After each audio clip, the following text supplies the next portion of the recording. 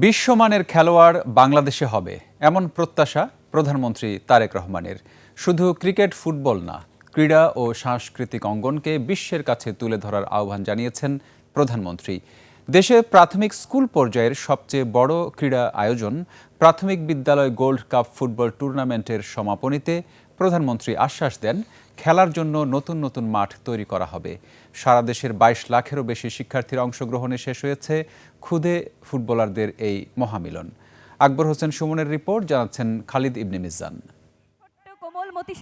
মাঠেই খুদে শিক্ষার্থীদের সঙ্গে জাতীয় পতাকা উত্তোলন এবং বেলুন উড়িয়ে টুর্নামেন্ট উদ্বোধন করেন প্রধানমন্ত্রী তারেক রহমান। ফাইনালের মহারণে মাঠে সরকার প্রধানকে কাছে পেয়ে বাঁধভাঙা উল্লাসে মেতে ওঠে পুরো স্টেডিয়ামের শিশুরা।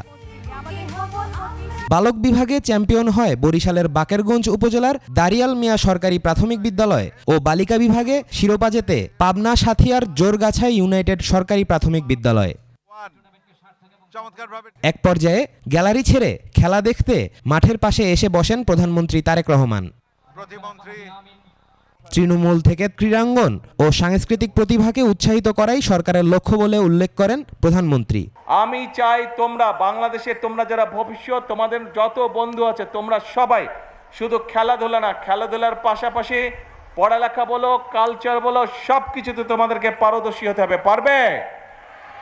তোমরা যদি সব কিছুতে নিজেদেরকে পারদর্শী করতে পারো, তাহলেই কিন্তু আমরা একটা সুন্দর বাংলাদেশ, একটা স্ট্রং বাংলাদেশ আমরা গড়ে তুলতে পারবো। দেশের ভবিষ্যৎ কারিগর খুঁজে বের করার এই মহাযজ্ঞ শুধু একটি টুর্নামেন্ট নয়, বরং নতুন স্বপ্ন বুননের মঞ্চ।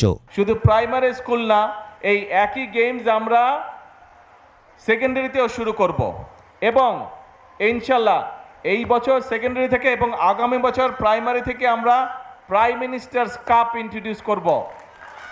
কাজেই তোমাদেরকে এখন প্রিপেয়ার্ড হতে হবে, ওয়েল প্রিপেয়ার্ড হতে হবে তোমাদেরকে। বক্তব্য শেষে চ্যাম্পিয়ন ও রানার আপ দলের হাতে ট্রফি ও পুরস্কার তুলে দেন প্রধানমন্ত্রী। খালিদ ইবনে মিজান, ২১ টেলিভিশন, ঢাকা।